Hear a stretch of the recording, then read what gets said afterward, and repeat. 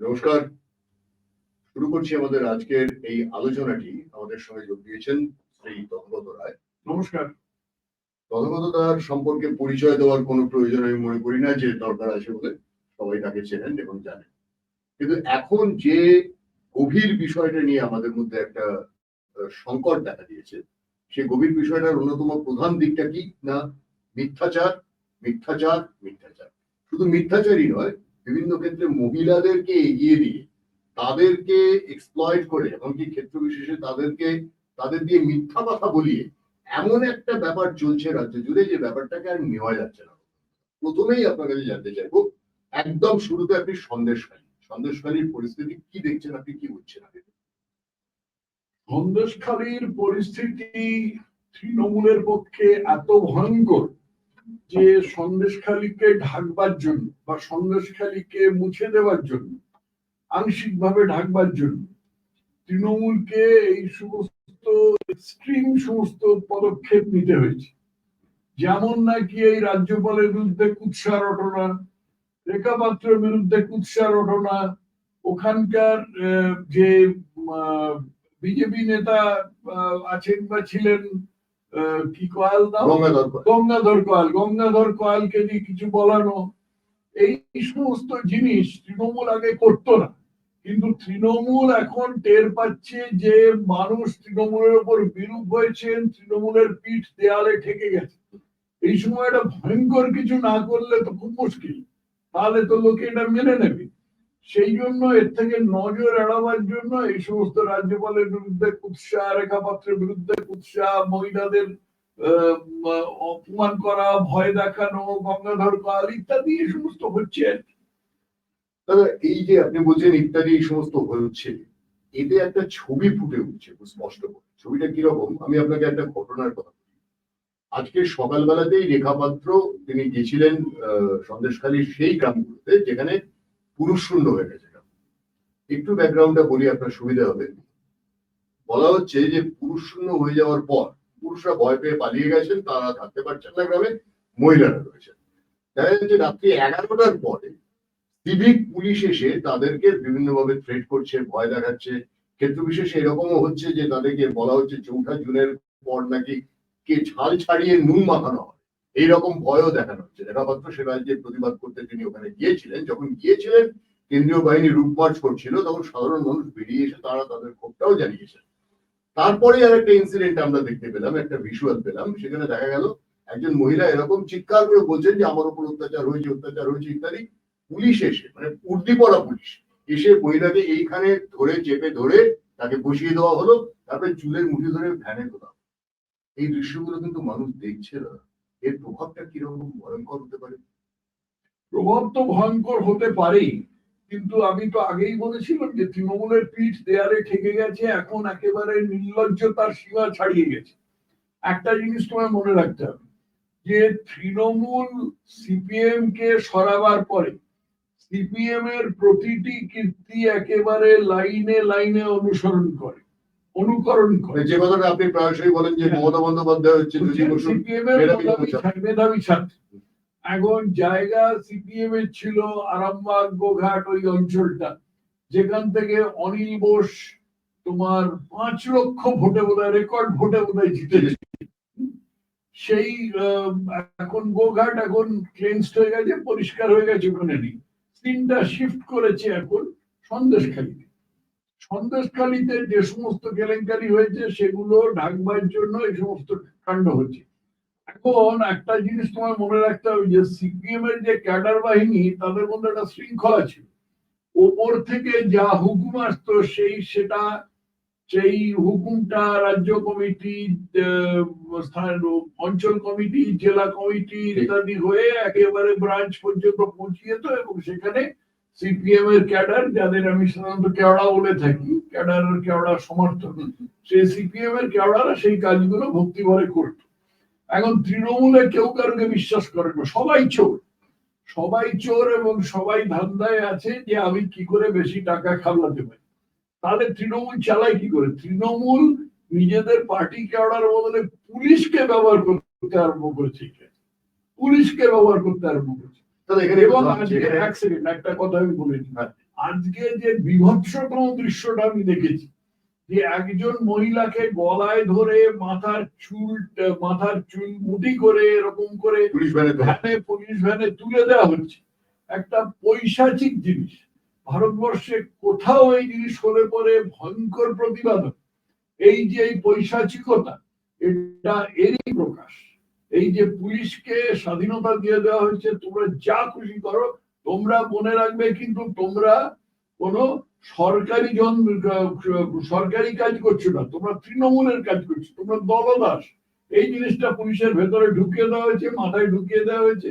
তার সাথে ধর্মীয় প্ররোচনা আছে, এ সমস্ত আছে, সব মিলিয়ে যে মানসিকতাটা পুলিশের মধ্যে তৈরি হয়েছে, যে পুলিশের কাছে লোকে ভরসা করে যেত, সেই পুলিশের চেহারাটা আজকে এরকম বিভৎসতায় পর্যবসিত হয়েছে।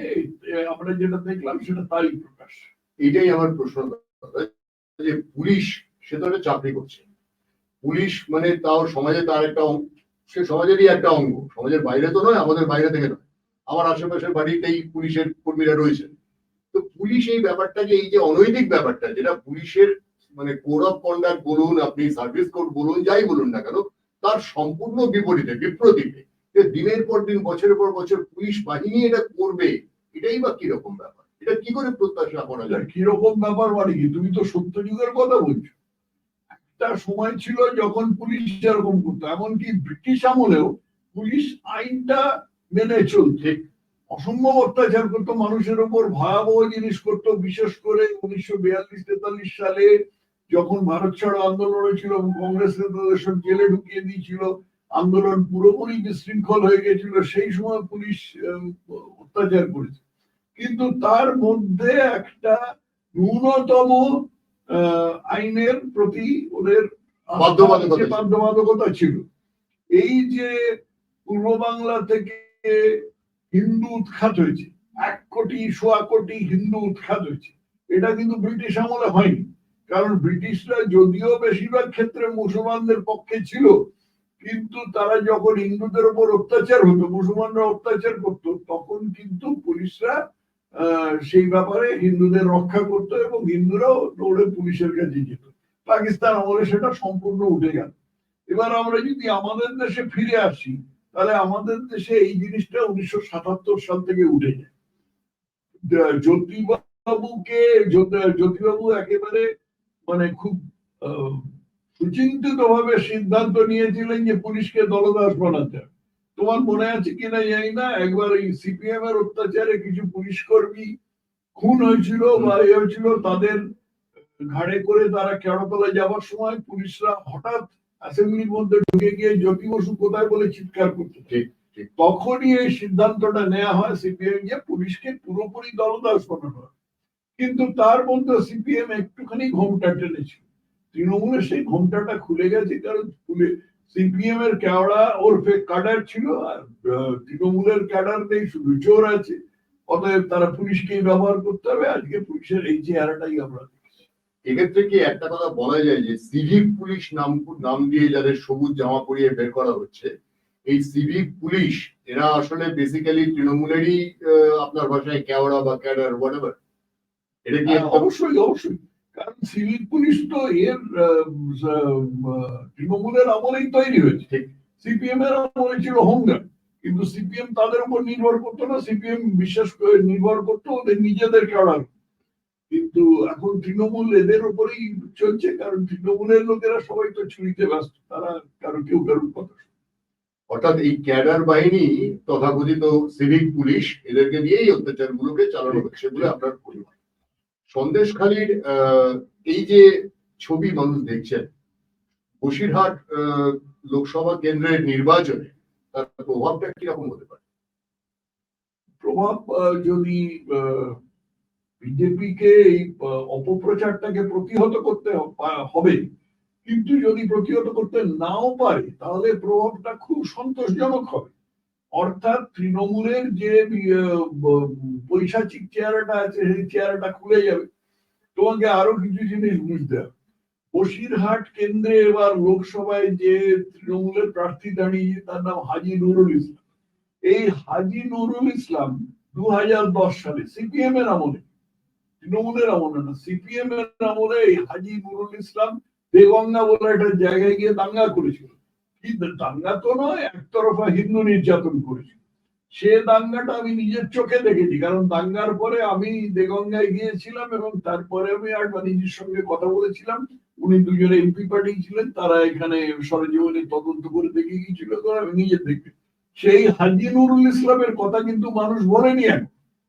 মানুষ কিন্তু এখনো মনে রেখেছে যে এই হাজী নুরুল ইসলাম কিভাবে হিন্দুর ওপর অত্যাচার করেছিল, হিন্দু মন্দির ধ্বংস করেছিল, একটা কালী মন্দিরের মধ্যে মূত্রত্যাগ করেছিল, এই সমস্ত করেছিল।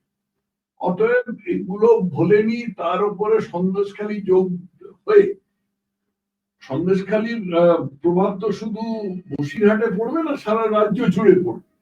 অতএব এইগুলো নিয়ে তৃণমূল অসম্ভব ভীত এবং তার জন্য এরকম একটা ওই এক্সট্রিম পজিশন নিচ্ছে, যেটা আমি বললাম। যে কথাটা আপনি বললেন যে তৃণমূল অসম্ভব ভীত, যদি এই ভীতি না থাকে তাহলে এত মিথ্যা কেন বলতে হবে? এই প্রশ্নটা অনেক মানুষই তুলছেন, অনেকেই তুলছেন, এবং অনেকেরই বক্তব্য হচ্ছে যে এই যে একটার পর একটা দেখা যাচ্ছে যে একজন মহিলা তিনি স্টেটমেন্ট দিয়েছিলেন যে আমার উপর অত্যাচার হয়েছে, তিনি হঠাৎ করে এসে বলছেন যে না আমাকে সাদা কাগজে সই করানো হয়েছিল। কিংবা কোনো জায়গাতে দেখা যাচ্ছে যে মানে গ্রামের পর গ্রাম সেখানে মানুষজনকে হঠাৎ করে রাতারাতি তারা বদলে যাচ্ছেন। বদলে যাওয়ার কারণটা সেটা তো পরিষ্কার বোঝাই যাচ্ছে। তৃণমূল কি প্রচুর পয়সা করেই ছড়াচ্ছে? শুধু সন্ত্রাসী নয়, পয়সা করেও কি প্রচুর ছড়াচ্ছে? না হলে তো এরকম হওয়া সম্ভব না। তৃণমূলের তো পয়সার অভাব নেই কোনো।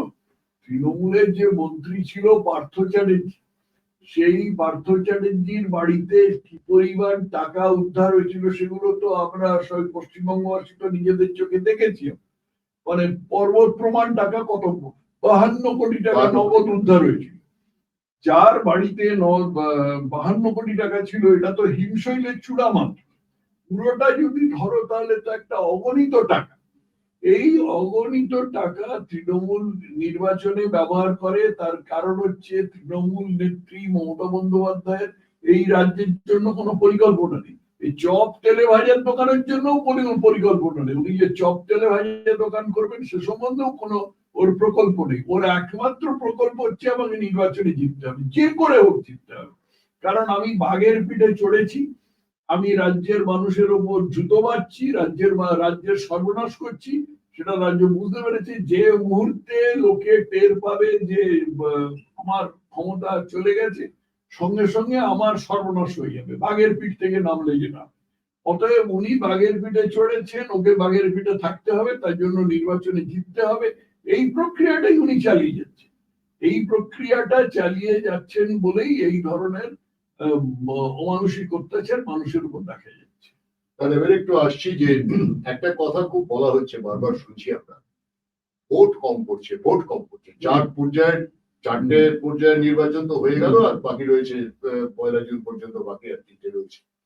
এই যে 4 পর্যায়ের নির্বাচনটা হলো, তাতে এই কথাটা বিরোধীদের কাছ থেকে প্রায়শই শুনতে হচ্ছে যে ভোট কম পড়েছে মানেই এবারে আর মোদী ক্ষমতায় আসছেন না। এই কোয়েশ্চেনটা কি সত্যি? ভোট কম পড়েছে মানে ছাপ্পা ভোট কম হচ্ছে? ঠিক তাই, ভোট কম পড়েছে মানে ছাপ্পা ভোট কম হচ্ছে। আমরা দেখেছি, এবং ভারতের অন্য বহু অঞ্চলের লোক শুনে খুব আশ্চর্য হতেন যে কলকাতা শহরে ভোট পড়ে 62, 64, 65, খুব বেশি হলে 66%। 66.7। আর যে সুন্দরবনের মানে প্রত্যন্ত অঞ্চলে, সেই গোসাবা, নাইজাট, এই সমস্ত অঞ্চলে যেখানে ভোট কেন্দ্রে যেতে হলে 3টে খাল পেরিয়ে যেতে হয়, সেই সব অঞ্চলে, আমি সিপিএম এর আমলের কথা বলছি, তৃণমূলের গুরু তো ওরাই, সেই অঞ্চলে সমস্ত ভোট পড়তো 80%, 85%, 90%। সবাই লোকে আশ্চর্য হইল। তার কারণ হচ্ছে এইসব অঞ্চলে ভোট হতো না, এইসব অঞ্চলে পুরো ছাপ্পা ভোটের উপর চলত। এখন এই ছাপ্পা ভোটটা বন্ধ হয়ে গেছে বলে এই যে 60-65, এখন সব অঞ্চলেই 60-65% ভোট হচ্ছে। অর্থাৎ এটা তৃণমূলের পক্ষে আদৌ শুভ হচ্ছে না। ঘন্টা বাজছে, মাননীয় দুরাগত ঘন্টার ধ্বনি শুনতে পাচ্ছেন, এবং শুনতে পেয়ে একেবারে বেপরোয়া হয়ে গেছে। শুধু তো পশ্চিমবঙ্গই নয়, ভারতের অন্যান্য প্রান্তেও আমরা দেখতে পাচ্ছি যে ভোটের পার্সেন্টেজটা কিন্তু সত্যি, মানে 19-এর সঙ্গে তুলনা করেও দেখা যাচ্ছে যে বেশ কিছু জায়গাতে সত্যি ভোট কম পড়েছে। এমনকি উত্তরপ্রদেশেও বেশ কিছু কেন্দ্রে আমরা এই ছবিটা দেখতে পেয়েছি। এতে এটা কি নন ইনকামবেন্সি ফ্যাক্টর? এই ফ্যাক্টরটা তো গণতন্ত্রের পরিভাষায়। দেখো, আমি অন্য রাজ্যের কথা বলতে পারবো না, কারণ অন্য রাজ্যের পরিস্থিতি আমি খুব খতিয়ে দেখি। কিন্তু গরমটা একটা এই তো বটেই, যে জন্য মোদিজি চাইছেন যে সারা দেশে এক সময় ভোট, সারা দেশে একই সময় ভোট হোক। আমেরিকায় যেরকম হয়, আমরা তো অন্ধভাবে সাহেবদের অনুকরণ করেছি, মানে ব্রিটিশদের অনুকরণ করেছি। তার ফলে যখন খুশি ভোট, বর্ষার সময় ভোট হয়, বর্ষার সময় ভোটটা করে না, কিন্তু এই বিভৎস গরমের মধ্যে বিভৎস গরমের মধ্যে ভোট হচ্ছে। এটা তো স্বাভাবিকভাবে লোকের ভোট দেওয়ার একটা প্রতিকূল অবস্থা। তো এইটার গরমটা একটা খুব বড় কারণ। এছাড়া আরো নানা রকম স্থানীয় কারণ থাকতে পারে সেটা। আচ্ছা দাদা, এবারে আসছি হচ্ছে আজকের আলোচনার শেষ প্রসঙ্গ। আপনি দুটো রাজ্যের রাজ্যপাল ছিলেন, মেঘালয় ছিলেন, ত্রিপুরা তিনটে ছিলাম, অরুণাচল প্রদেশে ছিলেন। তো তিনটে রাজ্যের আপনি রাজ্যপাল হিসেবে কাজ করেছেন। আমরা পশ্চিমবঙ্গে একটা নজিরবিহীন দৃষ্টান্ত কিছুদিন আগে দেখতে পেলাম, কয়েকদিন আগে। রাজ্যপাল সিভি আনন্দ বোসকে, তাকে একজন মহিলার সঙ্গে জড়িয়ে একটা নক্কারজনক, অত্যন্ত ঘৃণ্য, নোংরা একটা বিশ্রী একটা পরিস্থিতির মধ্যে ফেলা হলো।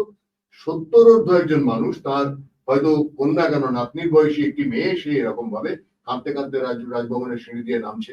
এই পুরো ছবিটা অ্যাজ এ রাজ্যপাল আপনাকে প্রশ্ন করছি, আপনি নিজে ওই জায়গাটাতে বসে আপনি আমাকে বলুন যে এই যে পুরোটাই যে একটা সাজানো চিত্রনাট্য, কাঁচা চিত্রনাট্য, এটা আমাদের মনে হয়েছে। আপনি একজন রাজ্যপাল হিসেবে কাজ করেছেন তিনটে রাজ্যে, আপনি আমাদের বলুন আপনার কাছে ছবি। না, আমার আশ্চর্য লাগছে যে তৃণমূলে ব্রাত্য বসুর মতন এরকম অভিজ্ঞ নাট্য ব্যক্তিত্ব থাকা সত্ত্বেও কিভাবে এরকম কাঁচা চিত্রনাট্য তৈরি হল। একটা রাজ্যপালের বিরুদ্ধে যদি একজন মহিলা গিয়ে তার শ্লীলতাহানি নালিশ করে, তাহলে তো বিন্দুমাত্র প্রমাণ থাকতে হবে। এটা তো, এখানে তো শরিয়া আইন চলে না, এখানে সভ্য দেশের আইন চলে। এখানে আমি যদি একটা অভিযোগ করি, তাহলে সেই অভিযোগটা প্রমাণ করার দায়িত্ব আমার। তোমার বিরুদ্ধে যদি অভিযোগ করি, তোমার দায়িত্ব নয় অভিযোগটা অপ্রমাণ করা। এটা আমাদের আইনের একটা একেবারে মূল কথা। কিন্তু তৃণমূল এটা উড়িয়ে দিতে চাইছে। তৃণমূলের শরিয়া আইন গোছের, আমি জানি না শরিয়া আইনে কি আছে, কিন্তু শরিয়া আইন গোছের একটা কিছু আনতে চাইছে যে 25টা লোক বলছে এ চোর, অতএব এ চোর, অতএব এর কর্তব্য হচ্ছে এর থেকে পদ থেকে পদত্যাগ করা। আর 361 ধারায় যে রক্ষা কবচ আছে সেটা অন্য ব্যাপার, কিন্তু 361 ধারা বাদ দিলেও সে ভদ্রলোক এরকম কাজ করেছেন কিনা তার সামান্যতম প্রমাণ কোথায়? সামান্যতম প্রমাণ কোথায়? তো কিছু যে নালিশ করেছে সেই এসে মাঝে মাঝে বলছে, সেই ওখানে কেঁদেছে। সে যে একজন মহিলা কেঁদেছে, এটা খুব আশ্চর্যের জিনিস। কি মহিলারা কি মাঝে মাঝেই কাঁদেন না? আমাদের জীবনের অভিজ্ঞতা কি বলে? তো কেঁদেছেন তিনি কেঁদে কেঁদে বেরিয়ে গেছেন, তিনি অভিযোগ করেছেন, এর ভিত্তিতে একজন রাজ্যপালের বিরুদ্ধে এরকম একটা নালিশ আনা। আরেকটা জিনিস আমি বলছি, সেটা হচ্ছে যে যারা মহিলাদের শ্লীলতাহানি করে তাদের সুনামটা আগে আগে দৌড়ে। এবং এই কলকাতায় দুজন আছেন বা ছিলেন, একজন সাংবাদিক এবং একজন ডাক্তারবাবু। তাদের মধ্যে একজন জীবিত, একজন মৃত। কে জীবিত কে মৃত সেটা আমি বলবো, কিন্তু এদের দুজনের এই বাবদে এত সুনাম ছিল যে কোনো মহিলা তাদের কাছে যেত না, ধারে কাছে যেত না। সেটা কেন ছিল? তার কারণ হচ্ছে এই সুনামটা রটে গেছে, এইসব জিনিস চাপা থাকে না। অথচ এই সিবি আনন্দ বোসকে গত আমি 4-5 বছর ধরে চিনি। উনি আগে মেঘালয় ছিলেন, এবং মেঘালয় মেয়েরা অত্যন্ত, যাকে ইমানসিপেটেড বলে, তাই ওখানে তো আছে, ম্যাট্রিলিনিয়াল সিস্টেম আছে, অর্থাৎ সম্পত্তি মেয়েরা পায়, সেসব দিক দিয়ে মেয়েরা একেবারে কোনো মানন ছাড়া আর কি। কিন্তু মেঘালয়ের মতো রাজ্য, ওর ওখানে থাকা সত্ত্বেও, এবং অত্যন্ত গুরুত্বপূর্ণ পদে থাকা সত্ত্বেও, আমি জীবনে কোনোদিন শুনিনি যে ওর সঙ্গে কোনো মহিলাকে জড়িয়ে একটা এরকম অপবাদ হয়েছে। তাহলে আজকে পশ্চিমবঙ্গে ঠিক ভোটের আগে এরকম ব্যাপার হলো যে ওর বিরুদ্ধে এত বড় একটা অভিযোগ আনা হলো। তারপরে শুনলাম যে একজন কে নাকি নৃত্যশিল্পী, তিনি নৃত্য করতে করতে 1 বছর তার লেগেছে নৃত্য করতে। এই 1 বছর পরে তিনি বলছেন না তিনি ধর্ষিতা হচ্ছেন না, তার অশ্লীলতা নেই। তো 1 বছর ধরে যদি নৃত্য করে থাকেন তাহলে সেই নৃত্য আমাদের দেখিয়ে দিন এবং একটু সংক্ষেপে বুঝিয়ে দিন কেন 1 বছর দেরি করেছে। তারপরে এটা খুব পরিষ্কার হয়ে যাচ্ছে যে একটা মিথ্যা অভিযোগকে খাড়া করে সেটাকে হাওয়া দিয়ে পাম্প করে ওপরে তুলে কিছু মানুষের কাছে কি সহানুভূতি সত্যি আদায় করা যাবে এভাবে? এটা কি দেখো, সেই এব্রাহাম লিঙ্কন বলেছিলেন, you can fool some people for all the time and all the people for some time, but you can't fool all the people for all the time. সব মানুষকে চিরকালের জন্য বোকা বানানো যায় না। তো তৃণমূল মনে করছে নিজেকে, তারা তৃণমূলের নেত্রী মনে করছেন এব্রাহাম লিঙ্কন কে, তো কিচ্ছু না, আমি হচ্ছি আসল। অতএব তিনি ওটাকে মিথ্যা প্রমাণ করবার চেষ্টা করছেন, সমস্ত লোককে বোকা বানাবার চেষ্টা করছেন। অসংখ্য ধন্যবাদ দাদা, আপনি চমৎকার বললেন। আমি একটা তথ্য বন্ধুদের দিয়ে দিই, সেটা আপনিও শুনেছেন দাদা, যে সিএ আন্ডারে ভারতের স্বরাষ্ট্র মন্ত্রক আজকে 14 জনকে নাগরিকত্ব দিতে পারলেন যারা অন্য দেশ থেকে এসেছেন, এবং এই খবরটা কিছুক্ষণ আগেই খবরটা হয়েছে এবং আমরা জানি সেটা খুবই আনন্দের খবর। এবং ভারতে যারা আসতে চাইছেন অন্যান্য জায়গাতে অত্যাচারিত হয়ে, হিন্দু বা শিখ বা জৈন, তারা যাতে এই আইনের সুযোগ সুবিধা পান সেটাও আমাদের প্রত্যাশা থাকবে, এবং সিএ এখানে বলবৎ হোক এটাও আমাদের প্রত্যাশা থাকবে। আপনার শেষ কথাগুলো দাদা, আপনি শেষে যদি আপনার কোনো বিশেষ কিছু টিপ্পণী থাকে এই নির্বাচন চলাকালীন সময়। নির্বাচন চলাকালীন আর কি টিপ্পণী করব? আমরা গত 2011 থেকে হলো 13 বছর, গত 13 বছর ধরে আমরা তো অকথ্য যন্ত্রণার মধ্যে আছি। আমরা প্রথমে আশা করেছিলাম যে সিপিএম যখন উৎখাত হলো তখন যিনি সিপিএম কে উৎখাত করেছেন তিনি একটা সুস্থ সরকার এর পরিচয় দেবেন।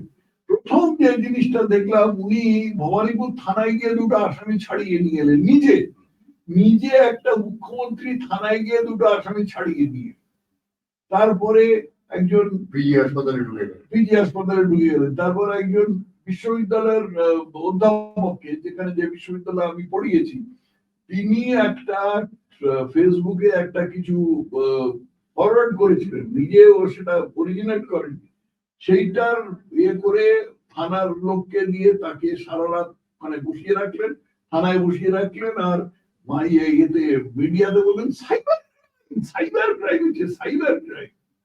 এইসব কিছু কথা উনি শিখে রেখেছেন। একবার এরকম টাউন হলে একটা সভা হচ্ছিল, টাউন হলে সভা থেকে সেখানে একটি ছাত্রী ওরকম প্রশ্ন জিজ্ঞেস করেছিল, সে প্রশ্ন জিজ্ঞেস করতে উনি তেলে বেগুনে জ্বলে একেবারে মানে তুমি নকশাল, তুমি অমুক, তুমি তমুক, তোমার কেন মরণ হচ্ছে না, এরকম ধরনের কথা বলতে লাগে।